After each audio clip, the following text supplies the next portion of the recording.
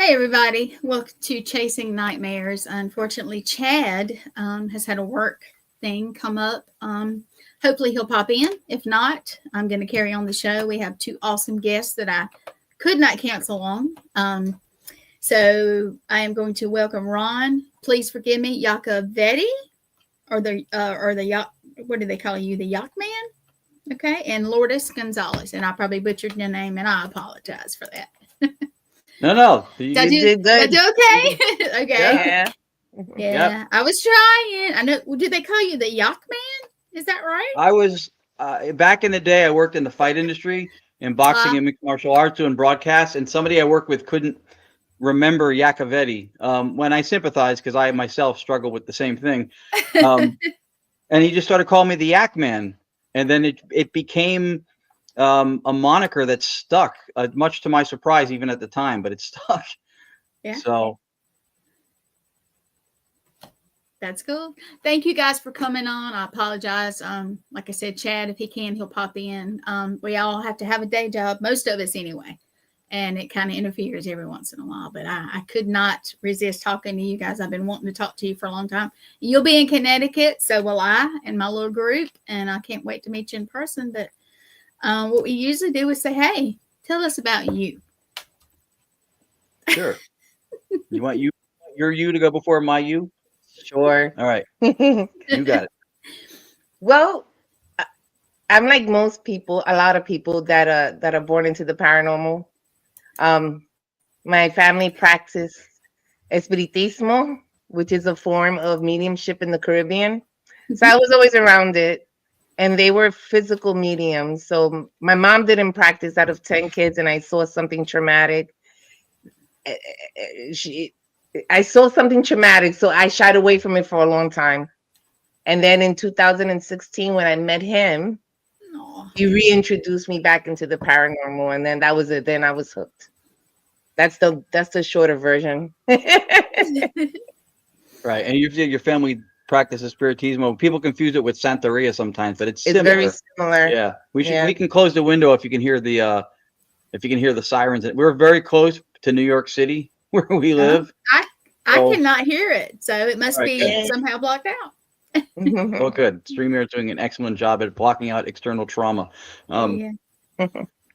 So I wasn't born into it. Retrospectively, if I look back, there may have been things when I was a child. Hey, Donna, and by the way, Jeremy Lefevre before from Beyond the Badge. Awesome guy, awesome cause. I'm proud to know him. Thank you for joining. Maybe things in retrospect might have been odd occurrences that I would have called paranormal at the time if I had known better. I remember a few things now that I probably just dismissed with that, oh, it's, my mind playing tricks, or I'm hearing things or whatever. Oh, yeah. But wasn't born into it, but I always found that kind of stuff fascinating. And flash forward, I lived in Los Angeles for 14 years. And during the one period when I got separated and divorced, I was dating somebody and we couldn't agree on almost anything on television with, I don't know how many hundreds of channels I was paying for. And then we agreed on paranormal shows and started watching. And some of the locations that were on some episodes were not far from where I lived in Southern California. So we got part of a team, got asked to be part of a team. And then from there, I stayed with it for a while, moved back to New Jersey in 2014, where I've been ever since, where I'm originally from. And at the time when I was out there, I had kind of gotten hooked on vocal phenomena. EVP, of course, fascinating to record voices out of thin air. It was like, what? But when I saw, and I call this the Chad incident because it was with 30-something people at the Glen Tavern in the 3rd floor, and was Chad Lindbergh from Fast and Furious. And for the life of me, I will never remember the show that he did with John L. Tenney. But he was there, and everybody introduces himself. They're doing a Spirit Box SB7 session, 3rd floor. We had the whole place. And everybody introduces, and he goes last, and he goes, hi, I'm Chad. 15 seconds, 10 seconds, 25. It was very short time. A voice goes, I know Chad. And I was like, what is he doing? And what crime do I have to commit to raise the money to be a part of that? That's amazing. You real time, really? You can do that? I was hooked, which is ITC, or instrumental transcommunication. And that's what started me out on just being interested in the paranormal, because the seeing things, and we understand this more now, more of a rarity for some people more than others to have, full body apparitions and all that stuff that they see. Yes. But the vocal stuff seemed to be intentionally and accidentally, just with devices that can record, seemed to be something that was prevalent. And that was fascinating to me when it could be paired up with the idea of communicating, not just capturing a voice, but a Q&A. And that hooked me right there. So that was, excuse me, that was what started out my path in doing this stuff and being involved with vocal stuff, vocal phenomena. That's awesome. Now, you guys do a special thing that I have been told that if I ever get a chance to be there, that I have to do it. You want to tell us about that? Sure. So, Mr. 305, Mondo. This is you're seeing right now. If at some point in the interview the question comes up, what do we love about the field, or why do we enjoy being a part of this field? You're seeing it happen now, but just the people that we admire and respect greatly showing up. The community is not great because we're in it. We're in it because it's great, and I will always say that. Exactly. So what we call the digital seance came from, and nothing we created from scratch.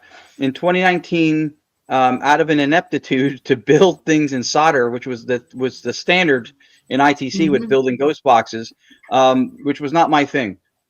So I came across, and then we adopted direct radio voice, which at the time, in the States at least, nobody was doing anything but some kind of a sweeping box modality, ghost box, spirit box.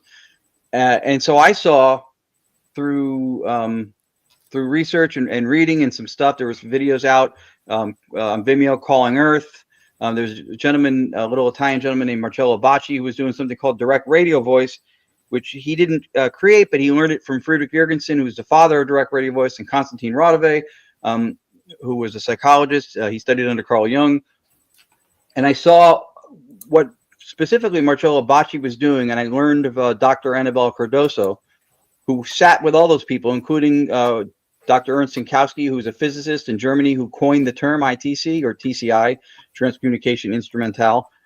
And I got the chance to communicate with Dr. Cardoso, who mentored me into direct radio voice.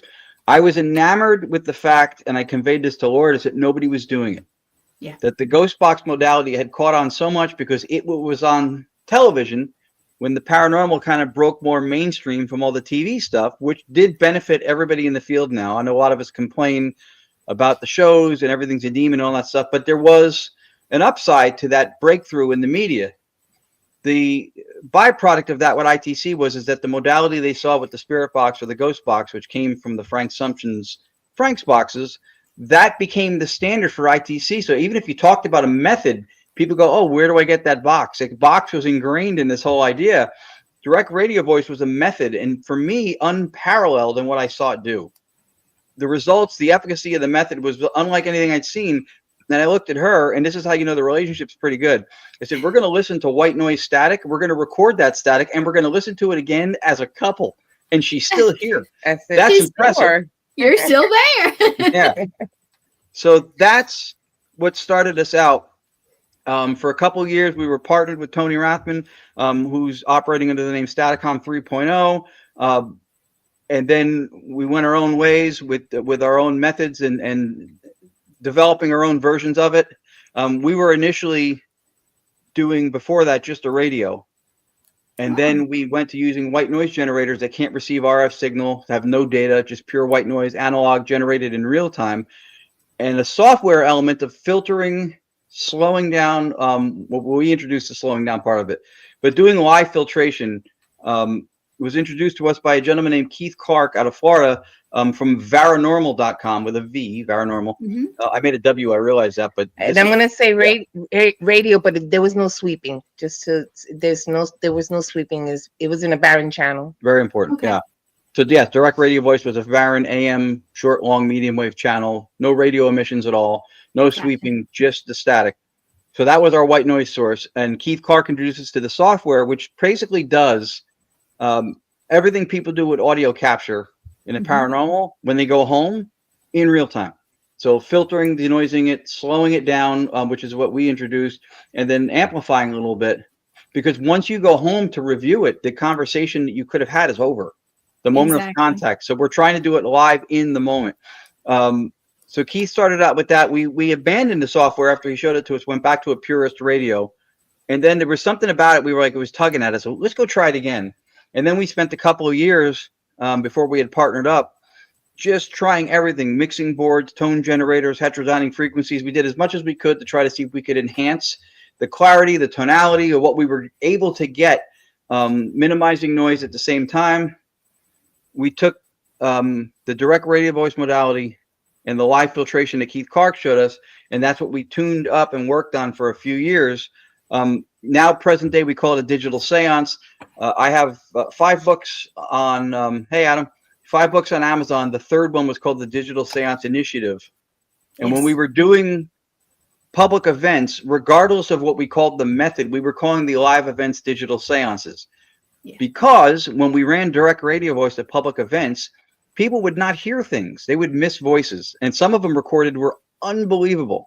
And because they were opening up bags of Cheetos, popping soda cans, I'm like, well, they're not, this is not a snack fest. They're missing, his voices coming in from the beyond and they're popping Cheetos. No. They're distracted. They were distracted. Completely. Yeah. Oh, and the ability to have the conversation at the same time. That would be awesome. I mean, I do the investigations myself, but it's that what you say is, they started with a hack shack. Do y'all know that? You know what I'm saying? Did you ever build a hack shack from the, see, and now it's like, you guys, that is awesome. Just too much. Yeah. Well, the point of the distraction thing was that we went, well, what do we see in the field where everybody's attention is there and they're all listening and they're all putting their energy in or whatever they do, their intent, and it's a seance. So I went, well, they're going to make this a digital seance. So now hence the name, the digital seance experience. And then unlike the Shack Hacks or the Frank's Boxers or something, like she said, this is no data. It's pure white noise. It's generated analog in real time, filtered and slowed down in real time. The slowing down part happened because we were at a place in Vernon, New Jersey, and I got a recording that I seem to think, and I believe was my mother and her mother coming through. And I only found it when I got home, when I slowed it down 50%. So on the recording, I sound intoxicated, but the voice sounds completely, but the voice sounds completely normal with the emphasis, the emotion, everything. And then I realized, and this is why it's important to know the people who came before you and to always credit as best you can the people who laid the foundation. Yes. Konstantin Radove, who before they were called EVPs, electronic voice phenomena, they were called Radove voices, said that these vocals come in not only faster than we can detect them, but faster than the human vocal tract is capable of speaking. And when I found that voice at 50% slowed down, I put history and present together. I went, how do we slow down the white noise in real time? And that was why we decided to try to make that happen, because again, to have conversation would be to have comprehension at the moment, not later. Yes. That is awesome. Absolutely. Now, I know people that have been through it or been there when you did it, and they are blown away. That's why I said they say, if you ever get a chance, don't turn it down. I'm like, oh, I won't. Don't trust me. I won't. So you said your mother and both of your mothers came through? No, her mother's still living. It was my mother and my grandmother. So my mother's mother. Misunderstood. Okay. Yep. Well, yeah. Did they say something profound, or was it just like you're being bad or you're being good? Well, you describe it, because I think it always, every time she hears it, she gets choked up. What there's a point when she calls his name and you can hear that emotion, that strong emotion. Do you have it up? Maybe you can just. Did I send you clips for tonight, or? No. Or if you did, I didn't get them. That's all right. Now, I didn't know if that was part of the arrangement. We forget half the time if we've done it or not. I actually do. I forget sometimes because a lot of people don't have like what you would have. So I do have the capability to share screen. So if we refer to a clip or a moment, I can always present it. Yeah, just if you want to just pop it in and present it, we'll share it to everybody if you don't mind. No, we can. We'll just play the one clip, and we can share them where it's organic to the conversation. Okay. To show stuff, but so it'll be in the. Gotcha. In the back. And then hold on. Okay. right, I put it in the other screen. All right, I have a second screen set up purposely to be able to screen share just in case we had this Okay. this situation. Just that. All right, so this is that one. Let me know if you don't hear audio. If you don't, I will probably be over here weeping to non-audio. So here goes. You know who I am?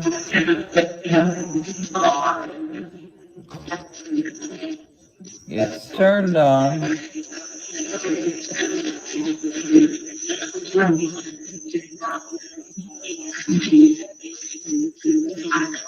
Is my mother gonna be here tonight?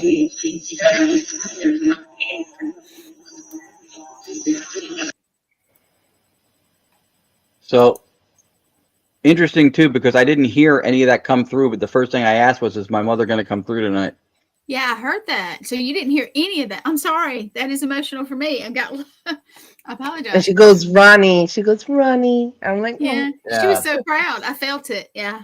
So, Yeah. oh my goodness. Yeah.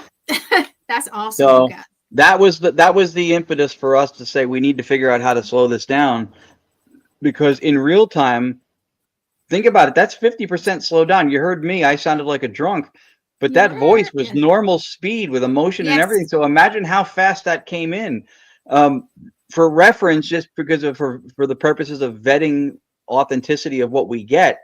By vocation, she is a licensed court reporter for the state of New York. So she listens. She's not in the courtroom. She listens to recordings of testimony, different speeds, cadences, dialects, people talking over each other, accents. And you rendered what verdict on the speed and quality of that voice? Well, usually when they talk that fast, they'll slur on their words. They mushed all their words together. There's no way that they can speak that fast and be articulate on their words like that. There's no way. Right. So, And it could be an auctioneer on cocaine. Not possible. It's just, and we looked for a few. They're very hard to find. That's amazing. Absolutely amazing. Now, have you had any, how do I put this? Like, I know you didn't expect your mom, or maybe you did, but have you had been at any location and heard something that you just really didn't expect that just kind of shocked you? Like put you back? A lot of times, yeah, but I would say, and if she has anything that comes to mind, because I can see her wheels turning, the most profound stuff for us, when we're home, it's about us, and we see, whatever. If we're somewhere like that, and my mom or her dad comes through, so be it. It's still a nice experience for anybody who's there. But we hope and we make it about the people when we bring it out. It is not about us and look at us. It's about them. We'll ask questions to fill the silence. If we, hey, Scott McCafferty, awesome dude. We'll ask questions to keep it from being just like nobody saying anything sometimes, though we do embrace the silence a lot, because if you don't really listen, 70, 80 something percent, I think, of communication amongst people is visual. Even though you don't realize that visual cues, we don't not afford that luxury when we're doing audio work. So if you're really not tuned in, you can miss something on the recording later. You go, how did I miss that? So we really tried to make the listening part important, but so we'll ask questions if there's a lull in participation, but otherwise about the people. And we've had several profound moments that people have had stuff that was proprietary information, private, personal stuff we couldn't have known, that came through, that tugged on their heartstrings, tears and tissues. And for us, that's the payoff. This is not a get rich quick fame thing for us. We hope to have a legacy of respect and admiration for the work we do and for the reason we do it. But I know, and this is really strong, I know with her, is that those moments when we touch the public, and they really have those profound, unexpected, usually, moments. I think that's what it is personally for me. So far, I haven't had, I've had nice experiences, but the more shocking ones is the ones that I've experienced from other people experiencing. If either him or me will say some random word that we heard, and it actually means something profound to someone else, and then they ask more questions and they get the relevant responses, that's when the payoff is there. Because you can tell that how much it means to them, and it's life-changing for them, and that's what it's all about. And that's also where her bionic ear comes in handy. One of my favorite stories from that whole type of incident was we do the New Jersey Para-Unity Expo every year in Woodbridge, New Jersey with New Jersey Paranormal. And we get a room, an exhibit, an ITC exhibit. And we decided instead of making this a display of our equipment like a museum, let's do interactive stuff. We'll close the door and on the hour, every hour from like 12 to 5 p.m., we'll run a 30-minute session. And then the other half hour, people can ask questions, talk, whatever.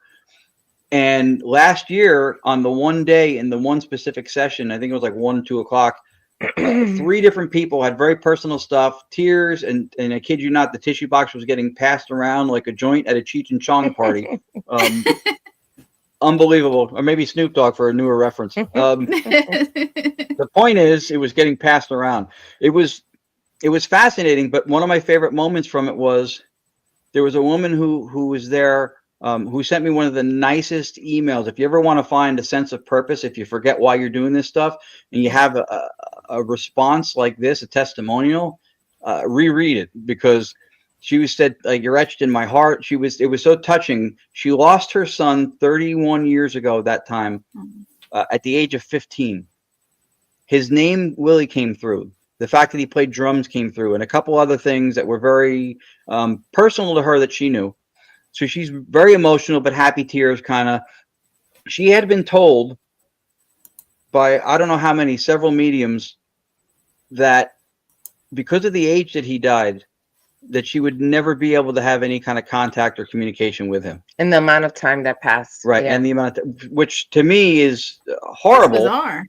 Yeah. Because it's completely arbitrary. There's no way to know any time frame is or isn't, applicable. Uncle Jet's Uncle Jet. There's your testimony right there also. Yes. Yeah. He's a good people. We miss him. We got to get him out in the field with us again.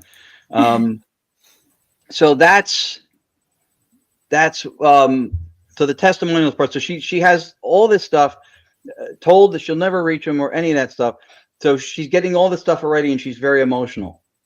Then something comes through, and because she has the bionic ear, because she can separate the voices and hear them, low, high resonance, whatever. And she hears something, and I know she hears something because we've been together long enough. I could see it in her face. But she's very, especially at a public event, she doesn't want to be like, oh, look, I heard something. Oh, I heard something. I can make it about her. So she won't say something sometimes. And I'm looking at her going, you heard something. And then she goes, I heard mention cookies. And I went, well, I like cookies. Far be it for me to deny a good cookie. But that wasn't it. What it turned out, the lady starts crying even more. And what she told us was that she was diagnosed diabetic almost a year before. And she hadn't had anything like that since. But that morning before the expo, she made 2 sheets of sugar-free cookies, had them in a Ziploc bag in her purse. At that moment, she was sitting with us. So mention cookies was extremely profound to her. And in no way that we could have possibly known that. But she heard it and just said, this is what I heard. Yep, because it meant for her that he's always around. They told her that he couldn't communicate. And then the mention cookies for her meant that he's always been around her because he knows about the cookies. So, that's the part that I love. That's the part I love. And I would have cried if I'd have been there. I did cry. There was a couple of people crying. There was a couple of us.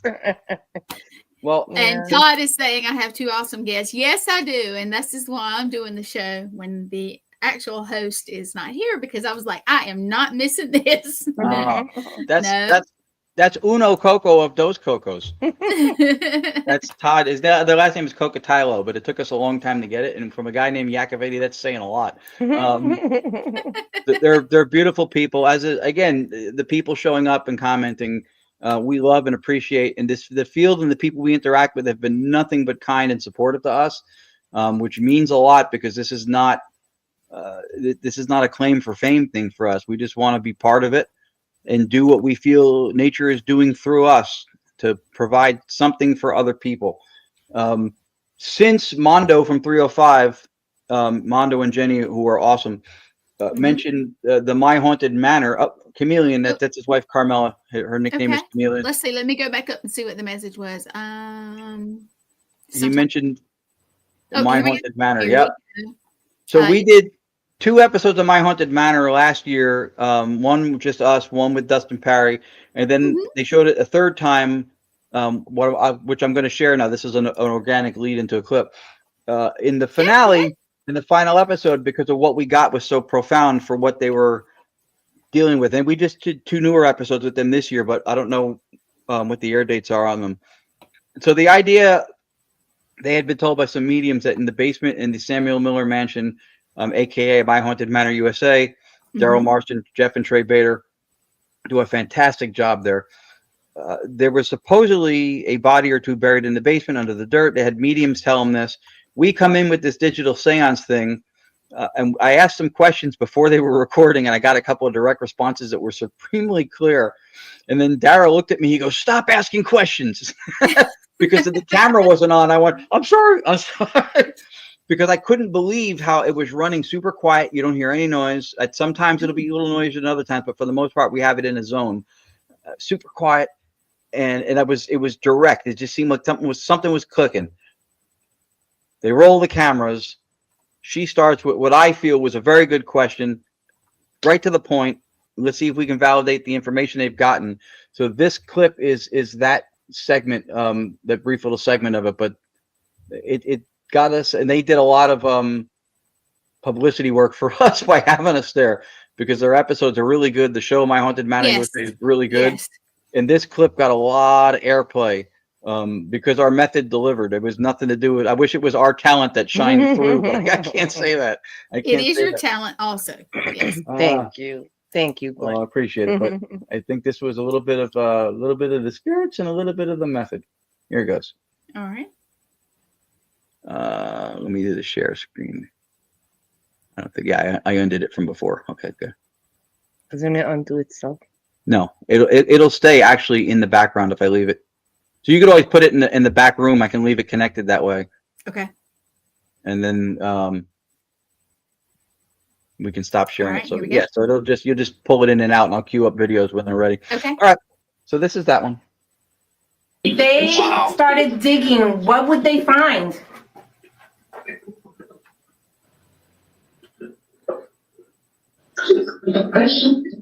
Person. Oh my God. Yeah. Oh my God. Yeah, ask the person thing. Is it a male or a female person? Male or female? Woman. Oh woman. Woman. So All right. there's that. Yeah, just leave it in the back room. When we get to another one, I'll queue it up. That's awesome. Oh, I'm back on the comments. Hold on. They're I love it when they interact. It's wonderful, because sometimes I'll have people that just won't talk to us. That's awesome. Good people. Yeah, that's a cool place. Samuel Miller Mansion in Columbia, PA. People should check it out. Yeah, it is a good place, and they have the whole 24-hour surveillance. And then when you come in as a guest, you're part of the broadcasts and an episode, and they treat you really well. Cool. Oh, we got Thomas. Hey, Thomas. TPG. Hello, glorious weirdos. TPG. Yeah, he's a great guy too. We're proud to be a part of. He's I'm sorry, he's on the Serial Killer show with us, or me, and okay. Yeah, so. Yeah, we were honored that he asked us to be a part of the Paracon. I can't wait. Up. Yeah. Oh Lord, I'm very behind you guys. I'm sorry. Everybody popped in at one time, and they're being weird. There we go. There we go. Let's see. Everybody. Okay, here. Wait. Let's see. Remind me never to have your session in the basement. Okay. You will uncover my exit. That's funny. That is funny. That's everything the authorities are going to need. Oh my goodness. So Yeah, Thomas, we can't wait to see you too. Mm-hmm. Again, we're honored to be a part of it. We have multiple messages. It almost has become just another cog in the wheel that we do this with the voice phenomena stuff, which we're not less enthused about. We haven't lost the excitement about, but there's other things that get us in a happy place, I guess. And gratitude is one of them. Any podcast, any event that wants to have us, that wants us to speak, that supports what we do, brings us out to the public, we're grateful for it. We have zero sense of entitlement. No, do you know who I am? Kind of no. I think there's a lot of that, and it shouldn't be. It is. Because well, I will say it right now. Any show we have on this network, you're welcome to come on. So if you ever want to come on, say the day, and I will try to make it be. I promise. Thank you. we appreciate it. We appreciate it. We do. And we enjoy doing it. That's why I said I couldn't miss tonight, because I know I have on my show on Thursday, I usually try to have we promote the con. I bring on people that are guests, to promote themselves, to make people come out, and then the con hopefully I can help a little bit. I know we have Thomas and Charles coming on soon. I know I have Father Bob coming on soon. Bob Bailey, sorry. And I have Joe Frankie coming on soon. I can't remember the rest. My calendar's stacking up. But yeah, I was going to have you guys on in a few weeks, but I was like, nope, I'm going to do this for Chad. And then he had a little kerflunkle, as I call it. So, but that's okay. That's okay. Yeah. I'm representing. Right. Indeed you are. Yeah. Indeed you are. Exactly why everybody. Well, that's very kind of you to say that. Yeah, it's too short to be on a high horse. Maybe I need that high horse. Thanks, Adam. Yeah, there's so many remarkable people doing really remarkable work in this field, and we're trying to. I think we're trying to cover a lot of ground. We're working on the voice phenomena stuff. Yes. But we also have been for the last couple of years, maybe. I know for me it's been 3 or so years, but incorporating into our lectures and presentations too a metaphysical perspective, because I think that at least in ITC we've been throwing unbelievable voices into the void of skepticism, cynicism, the consensus general public for decades, and name anybody in ITC. A lot of these people are just doing phenomenal work, producing incredibly good voices, anomalous, very well done. But we've been doing that for decades, and we're still arguing for the validity of the voices in 2025. So I look at that and go, well, that's the definition of insanity, because we're doing the same thing and we're expecting a different result. How do we make a difference? Not to say the voices don't count or that should stop being produced. I think we need to continue to do that to show repeatability, consistency, the development and clarity in the growth in process. That's all important. Yes. But it's not enough if we're looking to make a dent. If we're looking just for self-aggrandizing and to be on a platform going, look at how cool we are, then yes, and the voices are sufficient.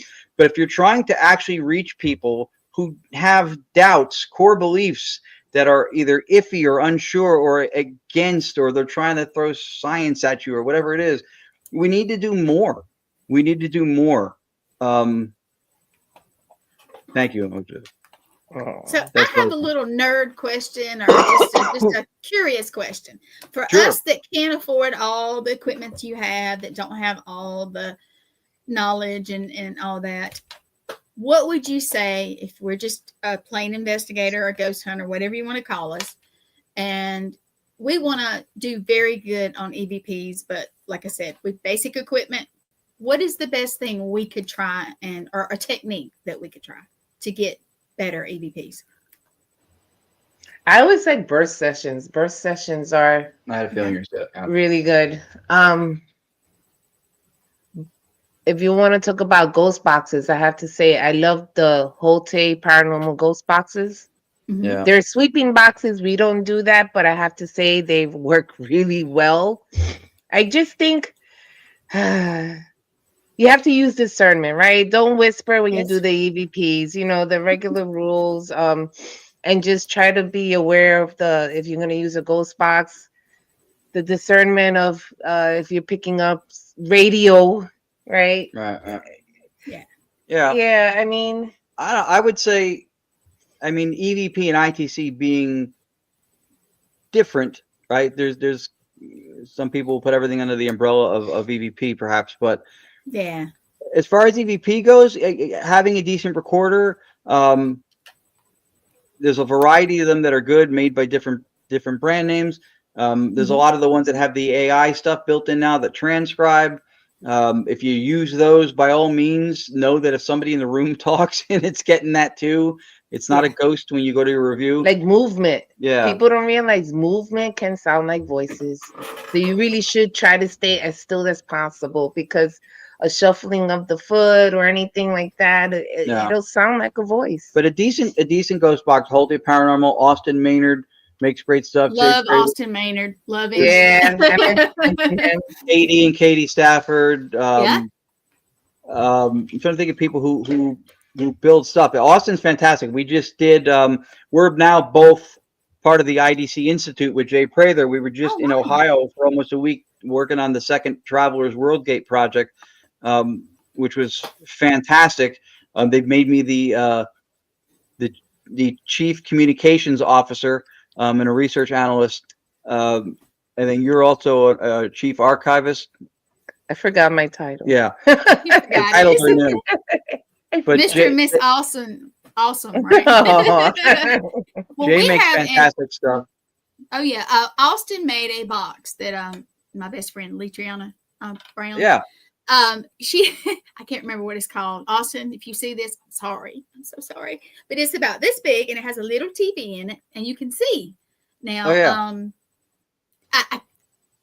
it will not come to me. It won't. But anyway, we love it. We love it. I've gotten some awesome results of my own that if I ever see Austin in person, I might nerd out and show it to him. So, but we have one of those. We got that. I think it might be similar to what you have. The go ahead. I'm sorry. Yeah, there was a lag, so I talked over you. I'm sorry. Oh, cool. Do you love yours? It's okay. I live in the country. It'll lag on me. And we also just got the what do you call it? It's the box. I want to call it I can't remember the box that you move your hand over. It's about yay big that we just got a few. Yes, I think that's it. Yes, I love that thing. Yeah, we love it. We had to get him the Watchman. Well, I don't know if that's what he calls it, but this one is it in the top. It says. Oh no, that's not a. Oh yes. But yeah, we were doing like video loop stuff, and when I saw him, I bought this like 3 years ago, 4 years ago. I don't even remember. I was like, "Ooh, I want that!" I bought it for him for his birthday. It's so cool. Ours actually looks a little different. It may be newer or a little older, but he actually had to revamp ours because we made a oopsie and it got disconnected or something. But he actually made it better, and he made a better place for the battery, and he improved it. I love having him on. And one day when I get him on, his wife is going to come on. I'm going to just pull her through the thing. Austin, Austin's he's a great guy. Yeah, he introduced us to Jay and then got us involved. As far as Todd's question for the travelers. Yeah, I'm sorry. I didn't mean to click it off. Yeah, there were some interesting things that happened. I don't want to disclose anything because I don't know at what point releasing the episodes of this is going to happen. And then some of what we did was a little different. Like when we do digital seance things, we usually do it with recording a recorder, like a third-party recorder that records the room and records the speaker our sound comes out of, so that you get the Q and the A, right? Which makes the answer even more valid if it's in response to somebody. Yes. But for this, we ran closed recording, so there was no ambient noise or questions that went into the thing. And what we did was we recorded in time sync with the experiments when people were under astral traveling, so that we could see if we get something that correlated through the digital seance with something they experienced in the other building when they were traveling. So it was meant to be correlative and time-stamped to the session. So in those instances, we didn't do it where somebody goes, can you say my name? And there was no Q&A part of it for this. So I still have to go over some of the recordings, and then I need to see what some of the data is that they captured from people's exit interviews, which I was not privy to because I participated also. So I may listen to stuff on the recording and hear a bunch of words and go, oh, this is interesting. Very clear, no meaning to me. And then it turns out that this matches something somebody said or felt or whatever when they were under. And then boom, now you have an interesting case for consciousness and the whole, traveling thing or whatever, right? For the correlation part of it. So we'll know more down the road, but there's, I guess, still review that needs to get done for the data that was collected in multiple fronts. But the experiment was really nicely done, and it was a blast. Yeah, we had a good time. Sounds like it was quite an experience. Yeah. So both of you did you do it together or separate? Just curious. We did it if you could say separate. We did it separate. We went under separately. Yeah, we went under separately, and then I ran this for most of the digital seance for most of the sessions, except for the one that I was under on. But there was some interesting correlation between people's trips or their travels, let's say. So I expect there to be some really interesting scenes or stuff that would come out in the docuseries when the episodes get cut. But a lot of work goes into it. I don't know if people realize like the amount of work. We did a lot of work, and compared to what Austin and Jay did setting up and breaking down, it's insane. He should get the respect and admiration for putting that much work. There's nobody else in the field that I know of is going to the lengths that Jay's doing to study this stuff the way he's studying it, him and Austin. And one of the reasons they brought us in, besides the digital seance, to be able to correlate vocals through our method because of the clarity of it and because of the genuine authenticity of being vetted for not having false positives and stuff. We are too. Better half, I guess you want to. Yeah. Jennifer, tell him we'll come back. We'll come back with him anytime. If he'll have us, we'll come back. Not a problem. Oh, thank you guys so much. When we talked to Austin, I'm sorry, he was talking about a project coming up, and I know we can't say everything, but he was talking about it's going to be a lot of what you were saying, a lot. And people don't realize it. He was talking about that, and you know how he is. He'll sit there and work on stuff, and he's just talking. And his brain is just So he's awesome. So that's awesome. I can't wait to see some of that. It was cool. It sounds like it. Very cool. It was cool. You guys got anything else coming up that you can talk about that you want to say? Yeah, absolutely. I mean, well, let's see. So if you can she can check on the calendar. I have 5 books on Amazon. Number 6 is in the works right now. And this might be something, I guess, one of the things that they brought us into the Travelers Project, besides the digital seance and the voice phenomena stuff, and this is why also I guess they put me in charge of communications, is because we have, for the last couple of years, and me for a few more than that, have been speaking to a metaphysical position called Analytic Idealism. So there's some things I think in our field that we need to kind of clarify, we need to kind of reapproach for understanding, maybe get us on the same page with more things. Metaphysics is one of those. I think there's this understanding in the field that metaphysics means like it's spiritual woo stuff. So science can't really talk to it, but it's spiritual, mystical. Metaphysics literally means that which stands behind the physics. So when people, and this is a thing now, I think because of in our culture, just in life, but especially in the culture of the paranormal now, science is the neo-priesthood of our time. So everybody's invoking science in some way because there's a credibility that hopefully comes with that, and a support that hopefully comes with that. But when we try to cram everything under the umbrella of science, with that come a whole bunch of unexamined assumptions that we're making, and we weaken the position or the inclusion of science, because any methodology, any epistemology of or pathway of gathering wisdom or information or knowledge, their strengths come from the limitations, come from its constraints. By having things that are limitations to science, instead of making everything under science, by having those limitations, you then know if you move or commerce beyond those boundaries, that you're not doing science. So its strengths come from having those restrictions with it. But the field tries to cram everything in and explain everything via science. Science is one avenue to wisdom. It is not the only one. I would argue it's not the best one, but it is a valuable one. But because of our time, because of what technology has done, it is, again, it is like the neo-priesthood. It is like everything is, we worship science. We want to include it somehow. Teams go, oh, we debunk everything. We're very scientific. They're very scientific. That science will catch up. And then they go, then to prove what they just saw or heard, they'll use science, but then it clashes with what they're saying. It doesn't make any sense. Yeah. And then when you approach them about it, then a lot of times they'll say, well, they just know how to do it. And that's not good enough. That's not good enough. Yeah. That's why we're in the bottom of the totem pole, because of the way we explain things, and people don't take the field seriously because of it. Yeah, so we need a better way. For the age of new toys, science is the most productive path.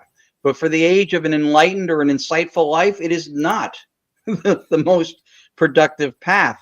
It ignores in the application or study of consciousness, it ignores the most valuable part of it, which is the first person perspective, because they'll say it's anecdotal or subjective in nature. Well, everything that we observe, everything that we take in, is by definition, is by default subjective. Even when we get data from instrumentation, our subjectivity is how we process and take that in cognitively. So it's not like it's something that's avoidable. And subjectivity is nature's one true given. It's the one thing that we can say empirically is fact. We know it exists. Everything else from there is theoretical that we try to figure out. But it's very popular now to invoke science, and like Lourdes mentioned, to invoke science, but then violate it at the same time, clash with it at the same time. And I think that we need to start being more mindful of when we invoke something, even in principle with science, that what it speaks to, even by extension, beyond that specific instance, because a lot of times that's where the contradictions or the clashes come, in principle and in practice, with what they're talking about. So science has a place in what we do, but it should not be considered the last word, the only governing word, or everything that we do should not try to be crammed in under the umbrella of. It's not the be all tell all. Right. It needs help. Right. Science tells us what nature and reality does. It models and predicts behaviors. It tells us what we're going to see next. It doesn't tell us what nature and reality is. That's a metaphysics. That's what metaphysics are. Metaphysics is speaking to a beingness, an ontology, what nature or reality consists of. And we're not saying we have it figured out. But for us, analytic idealism as a foundation for reality and ontology makes the most sense. It seems like it's science. ITC needs more cowbell. Matthew, he's one of the funniest and most brilliant people in ITC by far. He's an incredible mind. He releases Obscura Vox posts for his blog. I think it's on Substack also. Highly encourage people to support Matthew Jackson. He's a phenomenal person. Say it one more time. How can we get in touch? Look him up then. Tell us. Matthew Jackson. You can find him on Facebook, and then I think on Substack his blog thing is called Obscura Vox. I know his page is called Obscura Vox on. Okay. Him, Joshua, Sean are two of the nicest people and two of the most brilliant ITC people out there also. But so yes, that's our platform is a metaphysic. And I think if we polled most of the people in the paranormal and said, what metaphysics do you subscribe to? Most people wouldn't have an answer. And there's no default metaphysics for the field overall, but people do, knowingly or not, still default to a metaphysical position. And sometimes where the clashes come in when they invoke science is that they're adhering to more than one metaphysical position. You can't, because some things are applicable to one that are not applicable to another. But I think if you're going to stay in a field where we go, this is real, and somebody goes, that's not real, to define or work off of what reality is or isn't, you would have to have an idea what you think it is first. and that's a metaphysic. So analytic idealism posits that reality is fundamentally mental, and physicality is the result of measurement. We know this from quantum field theory, quantum electrodynamics. So there it goes. And paraholics, thank you. So it makes sense. It jives with what we know from quantum mechanics. It makes the paranormal normal. Right. Normal experiences that people are having. It doesn't I like happen that. every Paranormal day. normal. Yeah, it's always an exception in nature, right? Nothing in nature is 100%. There's Right. always something. So the paranormal are actually normal experiences that we don't experience on an everyday basis like everything Yeah. else. But it is a normal, natural experience. Yeah. So Nature doing what it does. So Have you noticed that some people how can I put this? Have you ever ran into somebody that's curious but won't admit what they've heard is real? Does that make sense? Yeah. oh yeah. Oh, yeah. Or they'll say, I don't believe in ghosts, but and then they'll tell you that But one story. time, yeah, I love that. I love that. Yeah, that's just Oh, that's just because we've been culturally indoctrinated into thinking that it's not rational to see or experience this stuff, but it is irrational from an ideological standpoint, right? Because there's an ideology that which is called physicalism or materialism. That's a metaphysics. That's the predominant worldview that doesn't allow for this. And so when you come at it from that perspective, and I think that's part of the problem with it, when people in the paranormal invoke science, they're arguing for something outside of what physicalism would allow, but they're adhering to rules and protocols or things that would be inherent to a physicalist metaphysics. So they're holding on to something that's holding them back at the same time. Right. They don't realize it. Yeah. And it's not, and we're not saying we've figured it out. This metaphysics just seems to be more skeptically parsimonious. It's got fewer steps to try to explain something. Doesn't clash with science. Doesn't clash with science or theology. We're not inventing things for the purposes of having a narrative, but no metaphysics. We're monkeys on a rock for 300,000 or so years with higher cognitive function for maybe 50. We're not meant to figure out the totality of everything in reality. It's not our job.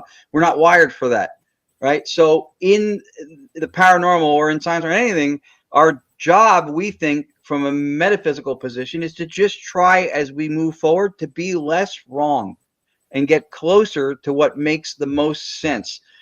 And a lot of the theory or hypotheses in the paranormal, even in some instances now where people are invoking quantum physics and string theory and stuff, a lot of them are not thought through all the way, and they will run into internal contradictions. They'll be empirically inadequate. Fantasy. Right. Turn into fantasy. Right. It becomes an appeal to magic almost. And so I think we need to buckle down. No, we just determine a metaphysical position first. One good example of what he's talking about is like psychometry or stone tape theory or so residual haunt. Right. So all three of those. We believe, of course, all of those things happen.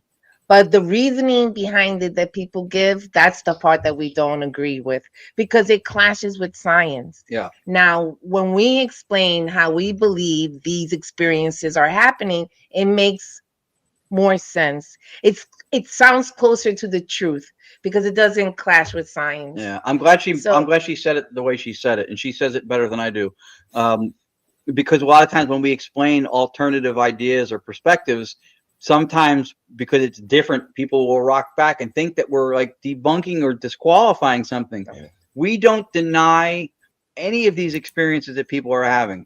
If you listen to telepathy tapes, if not higher on the podcast, I've not listened to them, but I'm a little bit familiar with it. I'm a little bit familiar. Yeah, we'll talk, Matt, because I do want to. I was curious to see what it's about, but from what I read with it, there were a few questions I had coming from an idealist perspective that didn't seem to add up. I'm full on open-minded to different perspectives and different ideas, different metaphysical explanations. But by the same time, unless introduced to something that gets my attention, I am not scattered in my focus. Like, I'm an idealist now. Like, I see things through the foundation of reality being consciousness, and then everything can be explained from that. But that itself, the foundation or substrate for reality, not reducible to anything else. So that's, I'm locked into that now, but with the ability to entertain other perspectives, because like I said, it's not that we know. This just seems to be less wrong without having the clashes with science. And so I love the way she explained that, because we're not refuting things. We're just saying that what we call stone tape, what we call psychometry, what we call residual haunt, those things happen, but the explanations that we put forward to support them are lacking in coherence. They're sometimes internally contradictory. A lot of times not empirically grounded in anything. As an example, I guess, since she brought it up, I'd written an academic paper that was top 5% on Academia EDU last year for a few weeks. Speaking to stone tape and psychometry, now I'm writing a chapter in my 6th book called The Residual Haunt, the Logical Fallacy, because I don't think that those are a thing either, categorically, the way that we describe them. So the idea behind stone tape, and this is where the metaphysics and knowing what one's metaphysics is important. The idea behind stone tape is that something happens, like at a location, right? Somebody gets beaten and killed or whatever, and then so they volitionally exude this this emotion. They emote this despair, and then that energy, which, by the way, we can't use energy as a blanket statement in the paranormal to apply to any type of energy that fits the story to move it forward. You know, there's kinetic energy, thermal energy, potential energy. There's different types of right. So we can't just say energy and go, it fits this gap because I need the E word. So they emote this energy, and then it gets stored into the Crown Victorian molding of this house. And then for reasons no one has ever explained, somehow it gets released arbitrarily at different times, and people who are either more sensitive or mediums pick it up.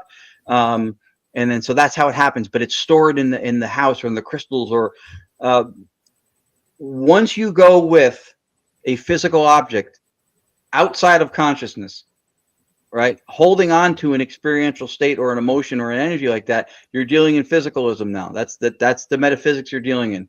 Once you appeal to the court of physics, you can't back out of that once it gets uncomfortable or it starts to go off the rails.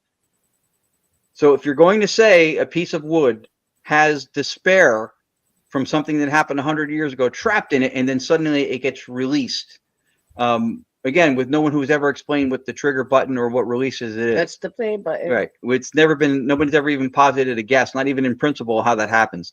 But if you're going to say that, then you would have to be able to show, because you're appealing to physics, down on a molecular level, a discrete boundary between the molecules of the despair and the molecules that make up the wood. There would have to be a discrete boundary between these two things, because you're saying that two things exist in the wood. The wood is holding it. If you can't show that, then it's empirically inadequate, and it's an appeal to magic. It's complete guesswork. Now, why can't you show that? Because you can't quantify a qualitative state. You can't measure despair or love or anything else to say that its molecules are trapped in any crystals or wood or anything, because you can't quantify a qualitative state. You can't do it. What is the weight of my love? What's the length of my thoughts? You can't do it. So if you can't quantify it, then you can't have a discrete boundary. And if you can't have a discrete boundary, you can't know it's there. So backtrack now. We're not saying it doesn't happen. We're saying that explanation falls apart. Right.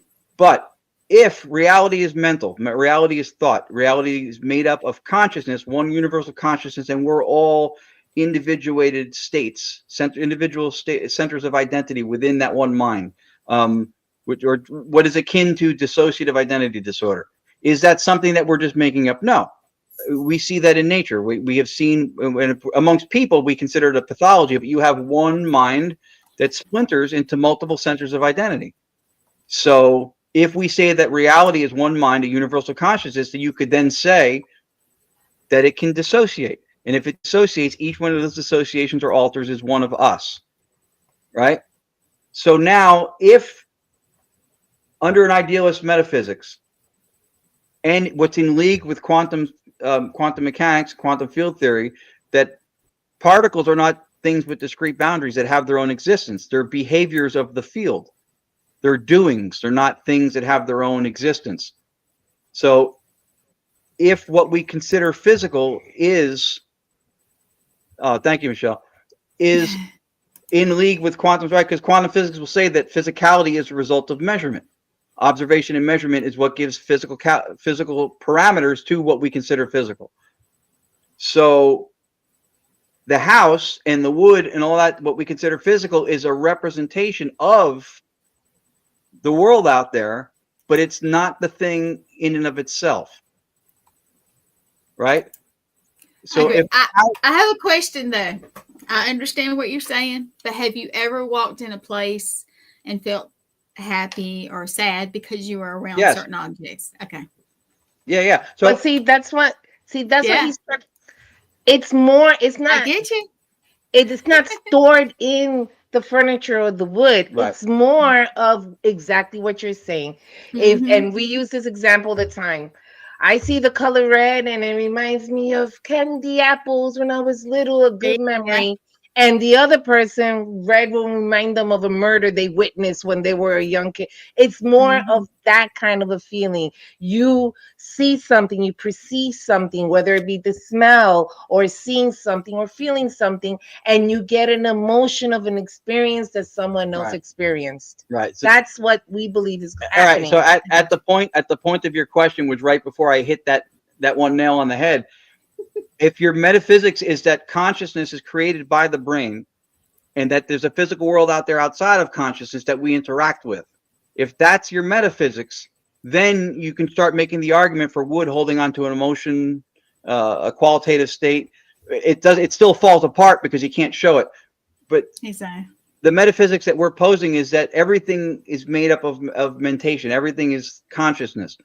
And then what's physical, and again, quantum field theory supports this, that physicality is a result of observation or measurement.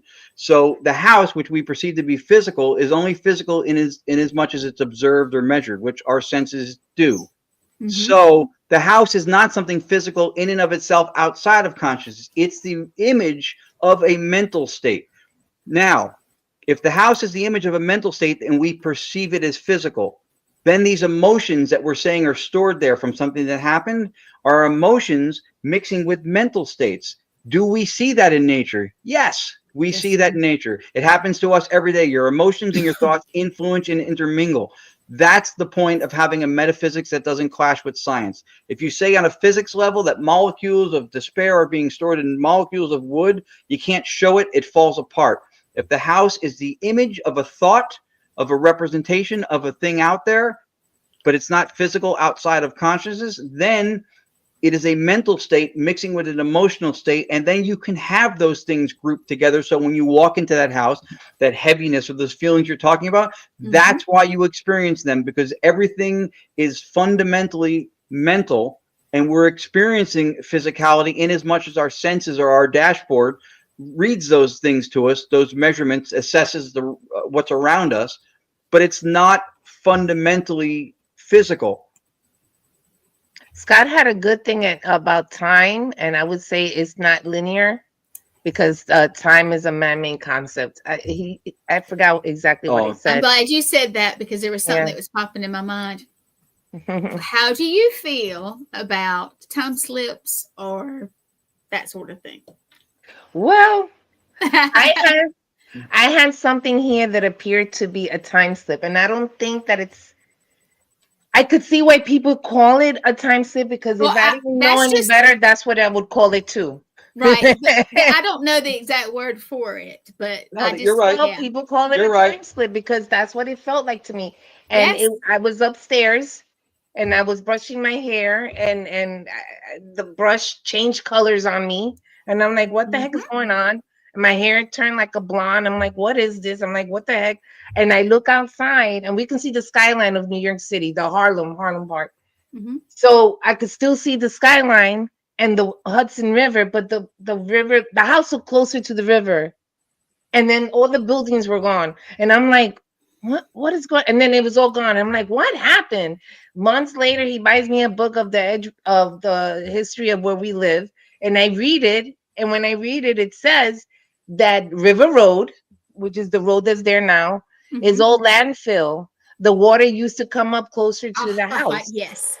Yes. And it felt like a time slip because I could still see the city, but that change was there with the water closer. So to me, it felt like it was a time slip. Yes. Do I think I had a time slip? No. I'm not sure what happened, but I don't think it was a time slip. It's something that appeared that feels like it was a time slip. And that's important. Do I believe the experience you had? Yes. Time slip is the description. And I think that's another problem that we have is that language limits us sometimes to things. And so sometimes we confuse the description with the thing described, or we even put the description before the thing described, right? We do that a lot. We say that we live in a world exhaustively explained in quantities and numbers, right? It's 5 pounds, 10 kilohertz, 30 yards, but you can't hand me 5 kilohertz. It doesn't. It's not a thing. It's a description. Like this. This is a fist, right? But when you go like this, where did it go?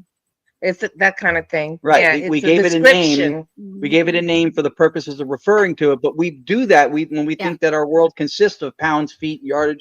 Those are descriptions. We put the descriptions before the thing described. That's like trying to say you can take the territory of New Jersey out of the map. The map is referential, as the description is. It refers and points to something else. You can't put the map before the territory. It goes the other way around. So I agree with, I think what she experienced is true. I think the time slip is how it's described. I think you can explain those kind of occurrences from a foundation of consciousness. I don't think you need to invent theoretical entities to do it. And yes, and time is a human construct. Time is a filing system for us. It's the appearance of cognitive proximity. It separates moments, and like I can be in this place tomorrow, so then I will have been in the same place but at a different time. Right? So it's how we separate. It's a filing system for us. But it doesn't have any ontological status. It doesn't have any fundamental to reality status. That is, I know there I'm sure people would believe that time, space, or space-time is the scaffolding upon which reality sits, but it can't be the scaffolding for reality over consciousness, because time and space are both experiential. We experience those things. In order to experience, you have to be what? Conscious. So consciousness has to have primacy over space and time. I would say Aren't we in the past, present, future, all the time? Yes, that is. I know there's a theory called, I think Einstein was part of the block universe idea, but the idea is right, that all three are happening now. Well, I mean, anytime you've ever experienced the past, it's in the now. And anytime you've ever looked forward to the future, it's in the now. Right? So even the idea of time travel gets sketchy, because if time is linear, the way it would have to be in order for you to travel through it, and you're looking at it as an objective thing through which you could travel, then you would have issues with being in two places on the same timeline. It wouldn't be possible because you're traversing this time as an objective thing outside of yourself, right? So you couldn't traverse it and be in two places because it's something outside of you that you're traveling. As soon as you make it that thing, you can't be in two places. So if you traveled back, you would automatically be you at that time frame. You wouldn't be you now with the things you know now. So it would be a whole other, it throws the thing upside down. So there's a lot that goes behind these descriptions before we jump to the fantastical. Listen, we experience things that we normally don't experience. And with the language that we've created, we use words to describe the closest that we can to what's happening. Right. And sometimes we misinterpret it. Right. Yeah. It's not it. Well, I was trying to say, hey, because I'll tell you after the show why I asked that, but it's a little thing. Matthew, you need to get in touch with me. I want to get you and Ron and Lourdes and whoever is your partner or whatever on a show. I just want to. It'll be the most interesting. Oh, that'd be great. Yeah, that'd be great. That would be great. Thanks, Michelle. Yeah, this is. There goes my suit for the next meeting. Yeah, you're gonna be like, okay, I was thinking about that. Yeah. Yes. This has been our platform for a little while. I'm part of an ambassadorship program under Dr. Bernardo Castro, who is championing the idea of, and there's different versions of metaphysical positions, but analytic idealism is his version contemporary now. It's derivative of Jung, Schopenhauer. So I've been studying it under him and studying his works for the last couple of years, and it's reframed a lot of these things for us, and it's made us realize that all of these quote unquote paranormal phenomena, we believe that, I mean, yes, there's BS out there. There are people maybe faking stuff or making things up, but a lot of the genuine article experiences that people are having, we believe are absolutely happening. But the explanations fall apart, and they, like I said before, they're invoking science and they're not adhering to it at the same time. And that's where the credibility for the field goes down the drain. That's where the moniker pseudoscience comes in, because they're trying to do science by cramming everything under science. Science can't speak to an ontological beingness position. It can't tell us what reality and nature is. It can tell us what it's going to do, what it might do, might not do. It predicts. Right. That's what it does. It makes the Yeah. best predictions, the closest predictions, but it would never tell you what it is, Right. only how it behaves. So that's the point. If you can explain something without inventing things like different dimensions and realms and stuff, if you can explain it with fewer theoretical steps, most parsimoniously, without violating science, and get to the point that, at least from what's considered the scientific methodology, or if you go with Occam's razor or whatever, it's the most efficient way to explain something without inventing things, because we can do both with the data that we get. We can do both. And sometimes I think that's where we need to catch ourselves and not do both. I'm sorry, I was trying to figure out my friend Crystal. She sent me a message, Gwen, show everyone. Okay, I'm a little lost, Crystal. Sorry.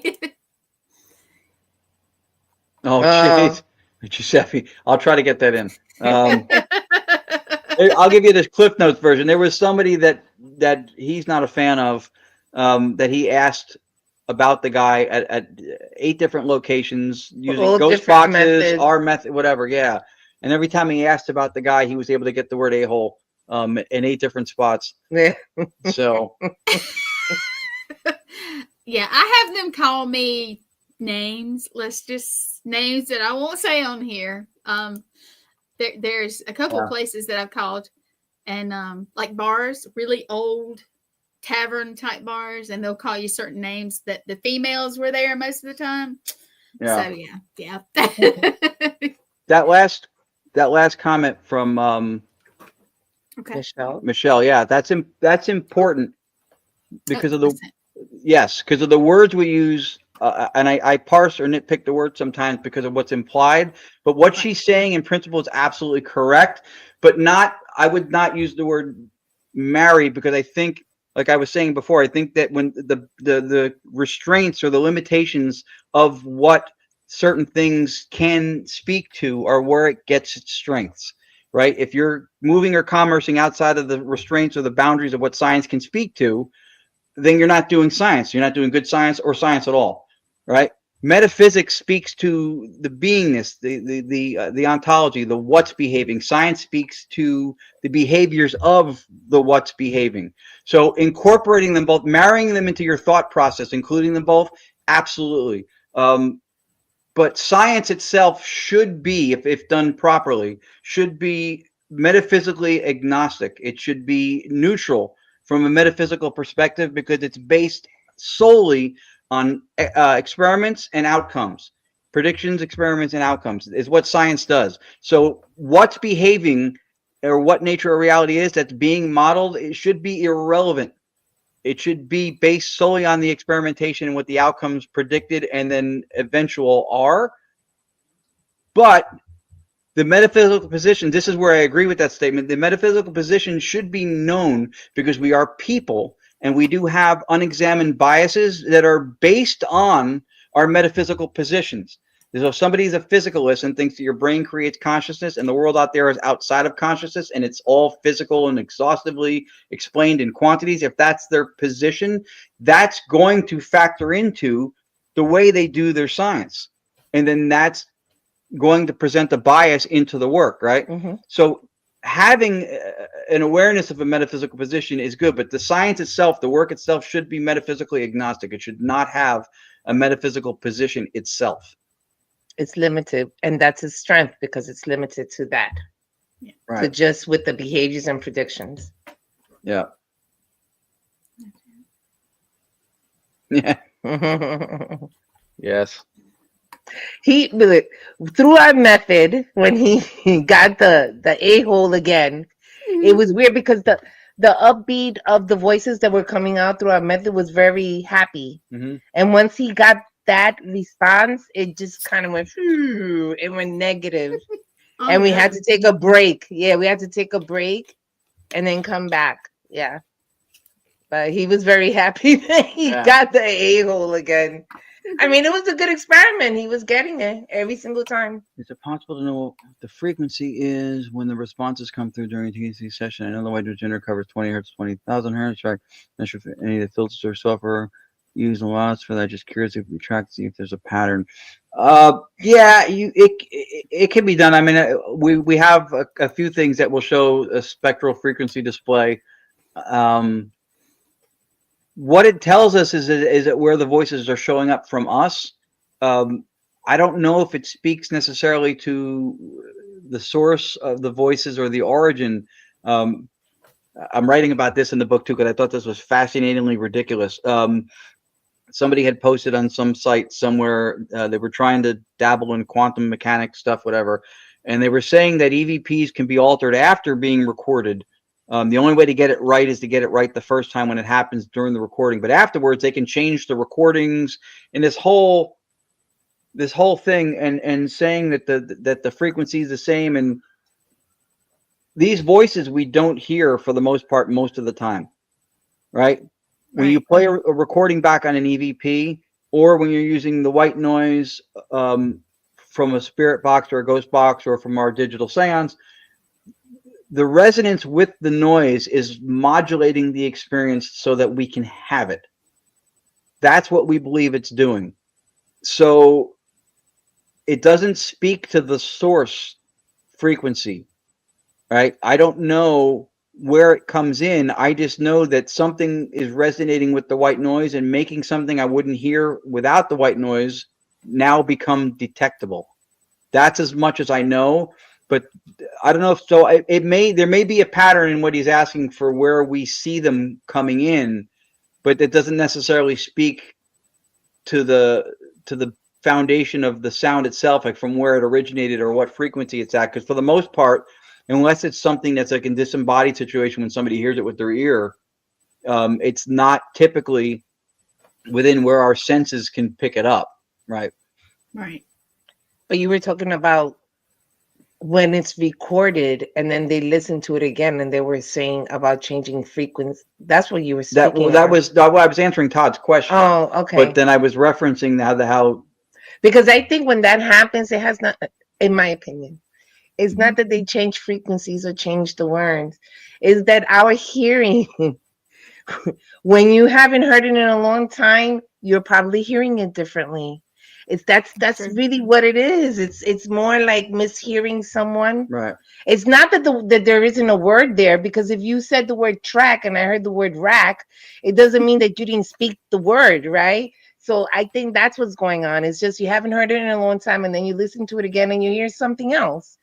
It's not that they changed the word. Right. It's not bad. That's the foundation of our approach as analytic idealists. That's if you can explain it with something we know, or you can have some fantastical explanation that you can't ever validate or empirically ground in anything, like spirits are somehow changing the recording every time you play it back. Thing. It's the ego, right? It's the ego, because we can't be wrong. That was the word. They changed it.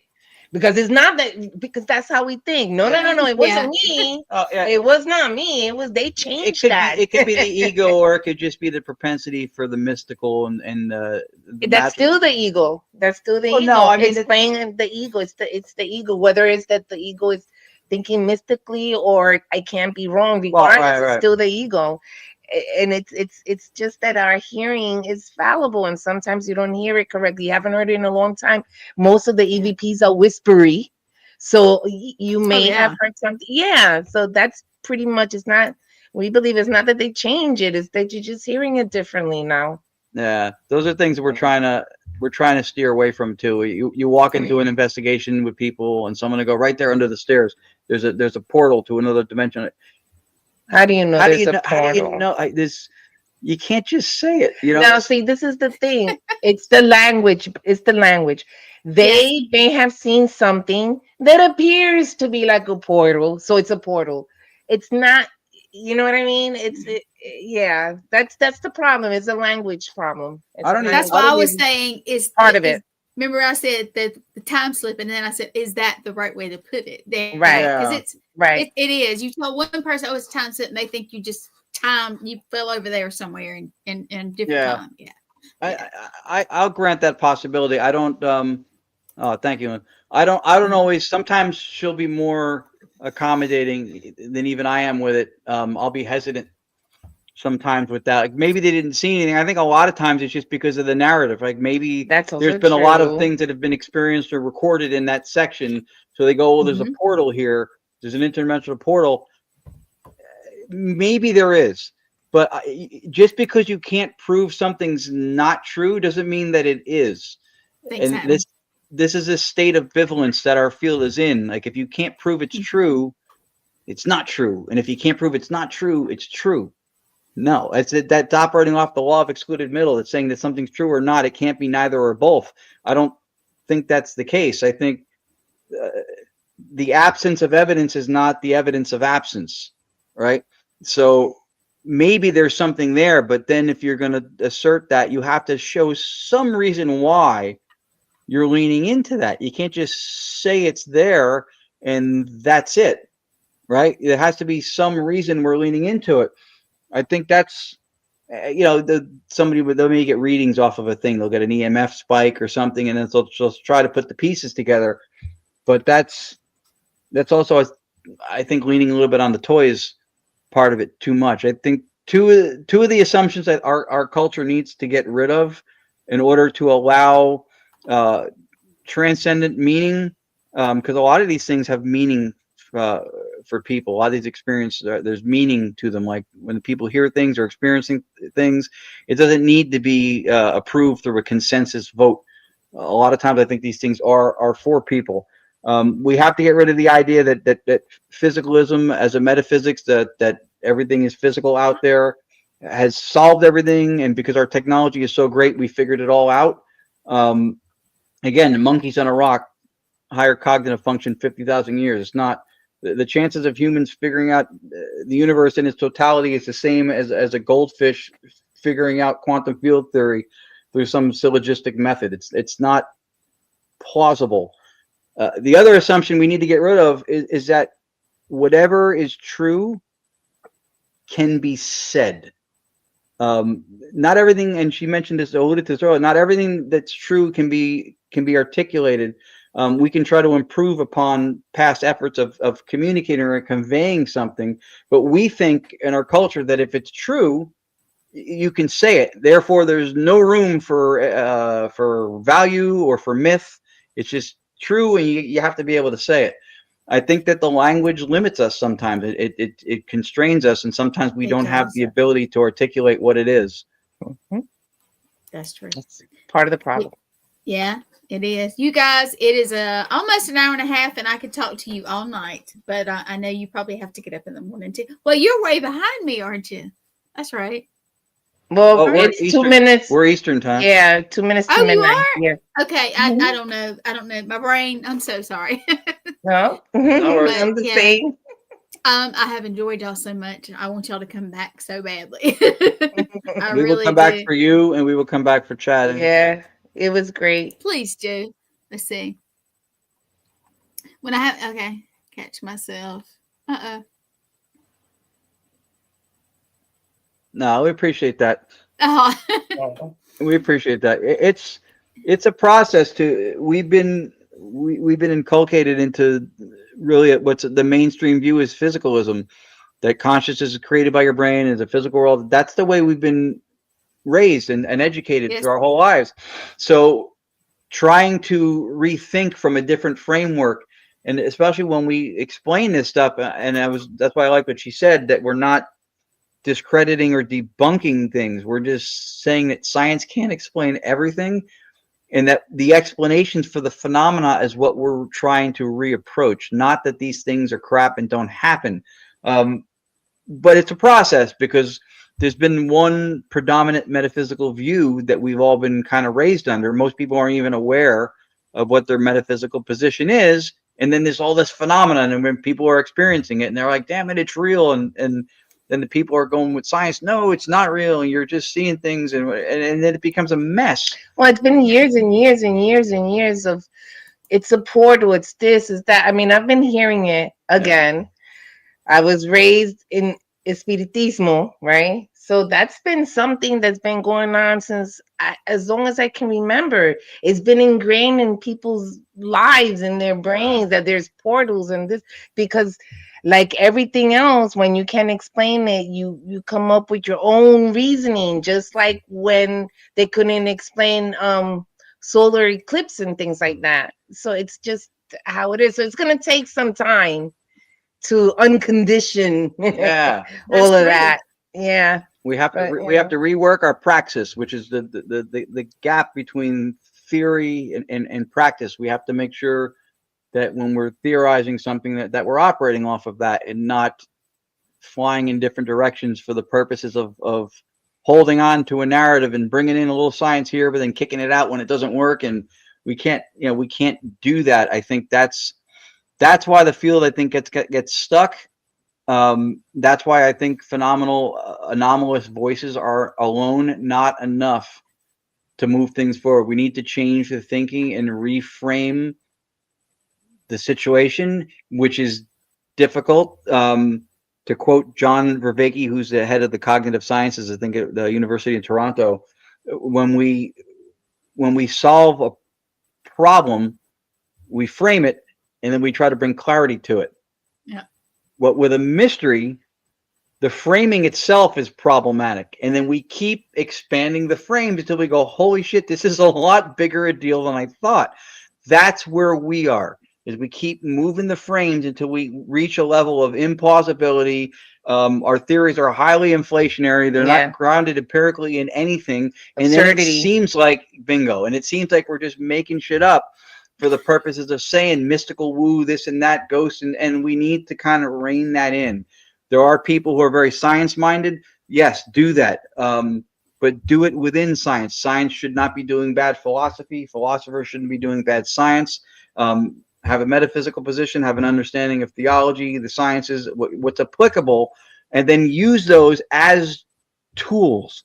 The Swiss Army knife model isn't working. We need to have tools, and then, yes, you could bang a nail in with the butt end of a screwdriver, but the hammer's better. Exactly, it is. All right, let's see what. That's very kind. Appreciate that, Michelle. We're hoping so. We didn't make this up. Dr. Bernardo Kastrup is one of the leading philosophers. He has a PhD in computer science engineering. He's got a second PhD in philosophy. He worked at CERN, so he knows physics, particle physics, quantum mechanics, theology, Buddhism. He knows a lot of things very, very in depth, and that's whose work I've been studying. And now I talk to him weekly as part of an ambassadorship. And it's a more rigorous, skeptically parsimonious approach. Can you explain it with what we know?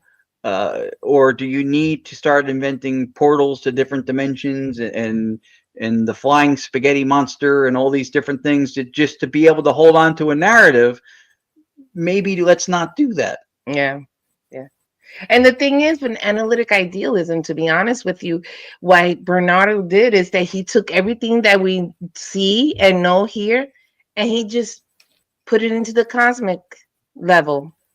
So whatever he sees here, he just applied it in the universal level, and that's how he came up with his theory of DID, which is the dissociative identity disorder, which makes sense because if you think about mind at large and us being dissociated, we do see that, like Ron says. So that's why it doesn't clash with science, because he's taking what he sees and learned here and just applying it in the universal level. Yeah, that's our closing statement. That's our paralocution.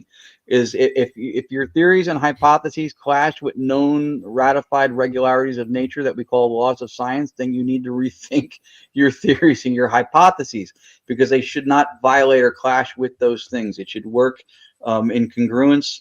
It should work cohesively. It should not contradict itself. It should be grounded in something. Consistency is important, folks. In anything you do. That's our telos. That's our telos. That's it. Yeah. So after all that, and you've made my brain go woo. I love anybody that's intellectual. I love to sit and talk with, just to listen to, like a lecture. Anyway, I love it. But oh yeah, great show. Thank you. They made the show. So how do people get in touch with you if they have questions or want to see you at an event? Do you have something coming up soon, or we do? Did you look at the calendar? Yeah, we have a website, which is ganyaparanormal.com. And then we're doing the Cryptids, what is it? Cryptids Paranormal Conference, June 7th, right? And then we're doing the Gettysburg Bash in July. Good. Middle of July. We have all our events in GonyacParanormal.com. If you look on the website. You can find us by our names in Facebook. On Facebook, Gonyac Paranormal. She said GONYAC. If you go to YouTube, Gonyac Paranormal will also bring us up. I have 5 books you can find under my name on Amazon. Number 6 is in the works. If anybody reaches out, I'd be mildly curious to know. I'm going to have a metaphysics and paranormality course out soon that I'm going to make available at what I think is going to be a fair price point to make it easily available to folks. It will dive into some of the stuff, kind of what we were talking about now, to kind of give a broad overview of a lot of the commonly known things or phenomena that we experience or people speak to in the paranormal field, some of the things I've seen or looked into. And I'm going to explain present view and also the view from an idealist perspective to maybe at least provoke thought. Like we said before, in our process, coming from a metaphysical position, we're just trying to be less wrong. We're not trying to be right when we don't think we can figure it all out. But hopefully people will be interested in the course. I think it'll provoke thought. You'll agree with a lot of it. You'll agree with all of it. You'll agree with none of it. But if it makes you think about what you think, I would find that to be a plus. I'm definitely going to check it out. Most definitely. Well, you guys, thank you for being my guest. I'm going to pop you down for just a minute and we'll talk for just a second. And everybody that came out to support you, thank you. And Matthew, I want to get you guys on the thing and just blow everybody's minds. I think they will. So that'll be wonderful. I'm going to take you down. You're welcome. Thank you to everybody watching and continue to support the shows and the network. Oh, look at that. Thank you so much, guys, because we're growing. And when we get to Connecticut, I'm going to go ahead and say it. We're going to celebrate our anniversary there. And we're going to do a lot. Very nice. Yep. So, and I've got more people coming that are going to be there. It's a surprise. So we're going to have a good time in Connecticut. And I hope you guys, and I'm going to pop you down and I'm going to say goodnight. And then I'll be down to talk to you for just a second. Okay. Cool. All right, everybody. If your minds are not spinning, then you didn't listen. So it's awesome. But thank you. Chasing Nightmares, usually Chad here, but I'm kind of stepping in. Chad, we miss you, and I hope you go back and watch this.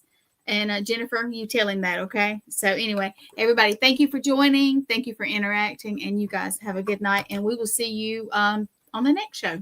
Thanks.